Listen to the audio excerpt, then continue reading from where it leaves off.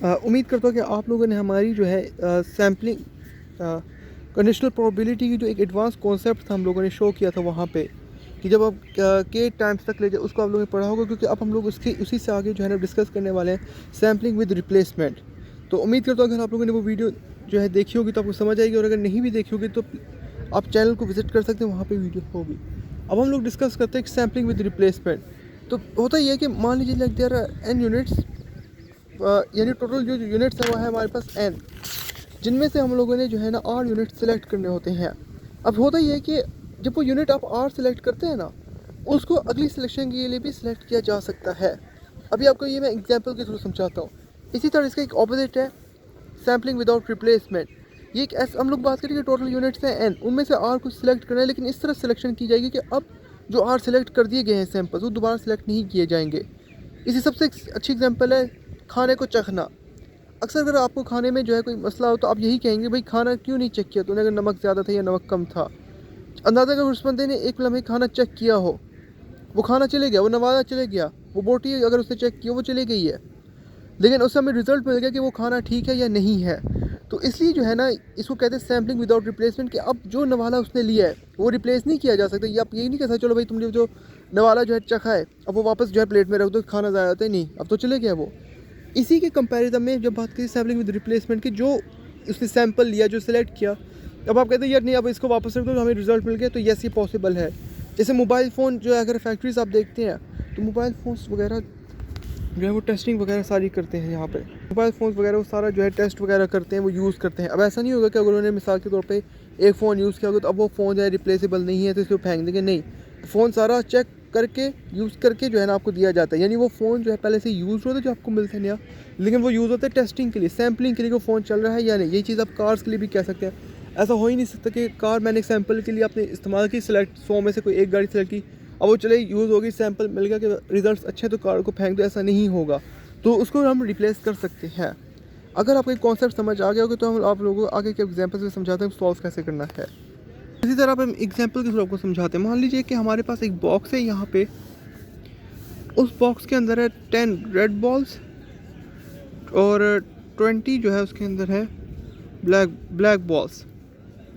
अब वो कहना चाहता है कि हम लोगों ने 4 मरतबा रैंडमली एक उस डब्बे में से एक बॉल पिक किया। अब वो कहना चाहती है कि क्या चांस होगा कि जो रैंडमली हम लोगों ने 4 मरतबा बॉल पिक किए हैं वो चारों के चार रेड निकला है यहाँ पे। तो इसको हम दिखाते हैं सॉल्व कैसे करेंगे। बेसिकली जो कहना चाहते हैं कि क्या प्रोबेबिलिटी है कि पहली टर्न पे भी रेड हो, दूसरी पे भी रेड, तीसरी पे भी रेड हो जाए और चौथी पे रेड। तो सबसे पहले हम प्रोबेबिलिटी कैलकुलेट करते हैं कि हर बॉल की क्या प्रोबेबिलिटी हो सकती है। सबसे पहले हमें पता है कि जो रेड 1 है वो टोटल बॉल्स है आपके पास, रेड बॉल्स 10 और टोटल बॉल्स है 30, तो ये प्रोबेबिलिटी निकल आई R1 की। अब आपको पता है कि इसमें एक और इम्पोर्टेंट बात है जो मैं बताना भूल गया। अगर आप 10 इनमें से एक बॉल पिक कर लेते, जैसे मुझे पहली बॉल मिल गई रेड, उसी बॉल को जब मैंने नेक्स्ट टर्न के लिए बॉल निकालने वापस प्लेस कर सकता हूँ। यानी इसका मतलब है कि टोटल नंबर ऑफ बॉल्स है ना उनमें फ़र्क आता है और ना ही रेड बॉल्स में फ़र्क आता है। तो आप कह सकते हैं कि जो R2 है यानी सेकंड टर्म पे आने वाले जो रेड बॉल्स हैं या कोई भी बॉल निकलेगा वो इंडिपेंडेंट है R1 से। तो इसलिए जो है R2 की जो वैल्यू होगी वो इसके इक्वल होंगी।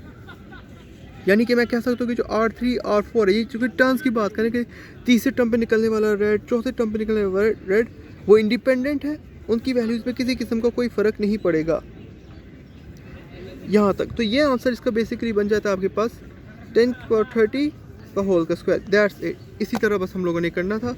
अब मान लीजिए वो कहते हैं नहीं, अब जो तुमने रेड बॉल पिक की है, जब वो रेड बॉल पिक कर दी उसको हमने हटा दिया, इसका मतलब है कि टोटल में से भी जो है बॉल्स अब कम हो जाते हैं और टोटल रेड बॉल में से बॉल्स कम हो जाते हैं। अब यहाँ पे फिर आ जाती है हमारे पास एक तरह से वो डिपेंडेंट कर जाती है, क्योंकि अब जाहिर सी बात है रेड R2 जो है वो R1 पे डिपेंड करेगा, R3 R2 पे और R4 इस तरह R1 पे, सो ऑन। तो हम आपको दिखाएंगे वो किस तरह इस इक्वेशन को लिखेंगे यहाँ पे। तो अब हम लोग क्वेश्चन को वापस लिखते हैं इस तरह।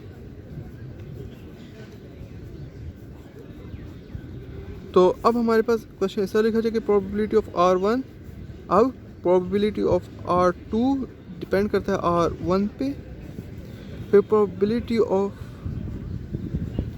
R3 जो डिपेंड कर रही है R1 और R2 पे, फिर प्रोबेबिलिटी ऑफ R4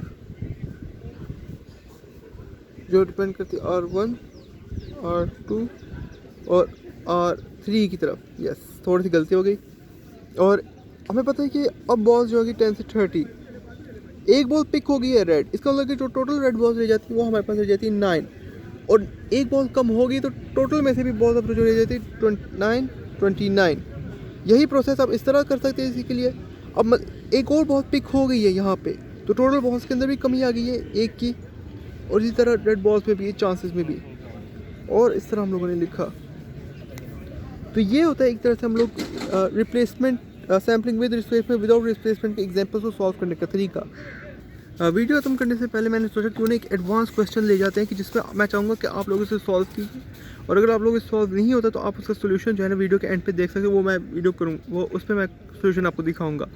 यहाँ पे जो है आपके पास है 8 चाबियाँ, उनमें से एक है मास्टर की। मास्टर की याद रखिएगा वो की होती है जो हर दरवाजे में लग जाती है और हर दरवाज़ा खोल देती है। अब एक स्टेट एजेंट ने सोचा यार चलो ज़रा मैं घर चेक कराता हूँ अपने, ज़रा कैसे है मेरे घर वगैरह, क्योंकि वो होता है ना प्रॉपर्टी डीलिंग का काम करता है। उसने किया कि उसने रैंडमली 3 कीज़ उठा लिया बगैर देखे कि भाई मेरी मास्टर की कौन सी है। अब वो जो कीज़ लेके जो है ना विज़िट कर रहे हैं किसी घर, एक टाउन को, उस टाउन के अंदर याद रखिएगा 40% घर ऐसे हैं कि जो पहले से अनलॉक्ड है, यानी उसके लिए चाबियों की ज़रूरत है ही नहीं। लेकिन 60% ऐसे घर हैं कि जिनमें चाबियों की ज़रूरत पड़ती है हमें कि, और आपको पता है कि वो 60% घर हैं, वो कुछ ज़्यादा घर हो सकते हैं, 5-6 से ज़्यादा, तो उनमें जो है मास्टर की ही सबसे ज़्यादा काम आती है।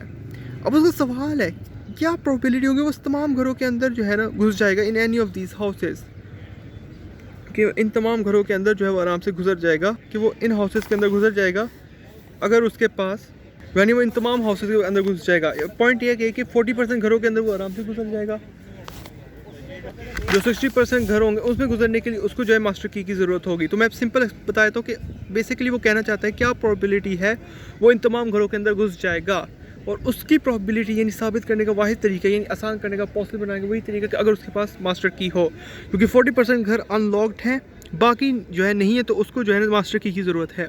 अब आप ये क्वेश्चन सॉल्व कीजिए और आप मेरी सोल्यूशन को देखिए कि मैंने किस तरह सॉल्व किया। मान लीजिए कि हमारे पास जो है हम मान लेते हैं कि जो एल है ना, ये वो उन हाउसेस को रिप्रेजेंट करता है कि जो लॉक्ड है, विच आर लॉक्ड।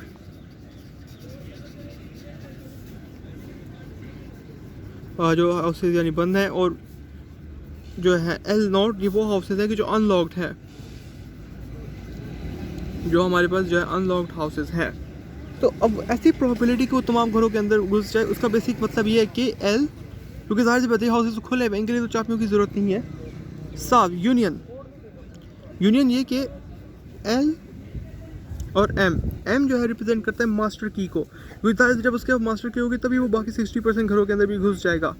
इसके लिए उसे हमें इंटरसेक्शन की ज़रूरत इसलिए नहीं थी क्योंकि डिपेंड करता ही नहीं है इस पर, क्योंकि हमें जो है ना बगैर चाबी के भी जो है इन घरों के अंदर घुस जाएंगे।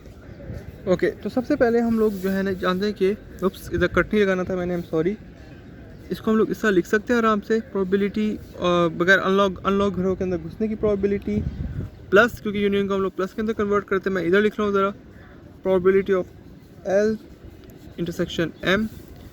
उसी को फिर हम लोगों ने जितने फॉर्मूलाज पढ़े हैं उसके थ्रू हम इसको एक्सप्लेन कर सकते हैं,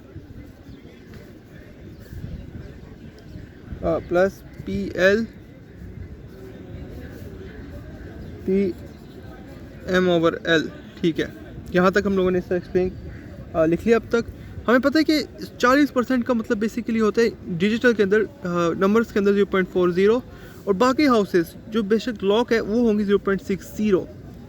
अब एक लम्हे के लिए अंदाज़ा लगे कि जो हाउस है एल वो डिपेंड करता है मास्टर की पे, लेकिन मास्टर की को जो है ना डिपेंड करने की ज़रूरत नहीं है। अगर हाउसेस अनलॉक्ड जो थे, अगर वो लॉक्ड भी होते वो उस पर भी खोल देना था, तो बेसिकली मैं कह सकता हूँ कि मास्टर की इंडिपेंडेंट है यहाँ पे। तो अब तक तो आप देख, तो पॉइंट ये है यहाँ पे कि लॉक्ड हाउसेस तो डिपेंड करते हैं, लेकिन मास्टर की को इन पे डिपेंड करने की कोई ज़रूरत नहीं है। मास्टर की इंडिपेंडेंट है, लॉक्ड हाउसेस हो या ना हो या अनलॉक्ड हो, वो तमाम के लिए काम कर जाती हैं। तो अब सवाल आता है कि पी एम जो है हमारे पास, यानी प्रोबेबिलिटी कि हमने मास्टर की है वो क्या है। इसके लिए अब ज़ाहिर सी बात है हम लोगों ने 3 टर्न्स थी हमारे पास, यानी हमने 3 चाबियाँ ली थी वहाँ पे। उन 3 चाबियों में से जो है ना कोई एक का मास्टर की होना, ये एक इम्पॉर्टेंट चीज़ है। इसको कैलकुलेट करने के लिए आपको लॉजिक का साथ देना, वो मैं आपको बताता हूँ किस तरह। तो सबसे पहले आप लोगों ने अगर पढ़ा होगा कॉम्बिनेशन और परमेबिलिटी, जो मैंने आपको पहले भी बताया था पिछली वीडियोस में, वो ये कि मान लीजिए मास्टर की जो थी ना वो एक ही चाबी हो सकती है, क्योंकि मास्टर की है ही एक। तो इसका मतलब है अगर 3 चाबियाँ उठाई गई, उनमें से अगर हम कहते हैं एक मास्टर की है तो सिर्फ एक की हो सकती है, दो कीज़ मास्टर कीज़ नहीं हो सकती। जबकि जो ऑर्डिनरी कीज़ हो सकती है वो बाकी 2 हो सकती हैं। अभी आप इस पॉइंट को समझिए, मैं कहने का मतलब क्या है। टोटल होती है हमारे पास कीज़, यानी जो के होती हैं, उन के में से हम लोग पिक करते हैं सिर्फ 3 के। तो अब इसको ज़रा हम लोग लिखते हैं सही अंदाज के अंदर। तो ये इस तरह लिखी जाएंगी कि एम होगा आपके पास में, जो मास्टर की ही एक है। ऑर्डिनरी कीज़ चूँकि हमारे जो है हमारे पास टोटल 7 है, तो 7 में से हम लोगों ने 2 पिक्स की, और टोटल जो होंगी कीज़ होंगी वो है 8/3। अब आप सवाल पूछेंगे अब हमने करना क्या है। इसका सवाल का जवाब भी बहुत सिंपल सा है, वो है NCR। जैसे यहाँ पे 1 1 है ना, तो इस तरह लिखेंगे 1C1, और अगर जैसे यहाँ पे वैल्यू है तो आप लिखेंगे ऐसे 7C2 8C3। इन तमाम की वैल्यूज़ को जो है ना आपने जब पुट करके मल्टीप्लाई कर देना है और डिवाइड कर देना है, तो डायरेक्टली फिर आपके पास जो है ना PM की वैल्यू आ जाएगी।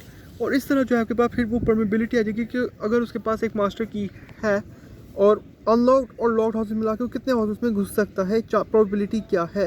तो ये होगा कैलकुलेट करने का तरीका। उम्मीद करता हूँ आपको यहाँ तक समझ आ गई होगी। ये क्वेश्चन लगते डिफिकल्ट नहीं, कॉन्सेप्ट का खेल होता है, लॉजिक का। अगर आप अपनी लॉजिक से ही बनाएंगे ना, मेहनत करेंगे, थोड़ी प्रेशर नहीं लेंगे, तो ये बहुत आसानी से होगा।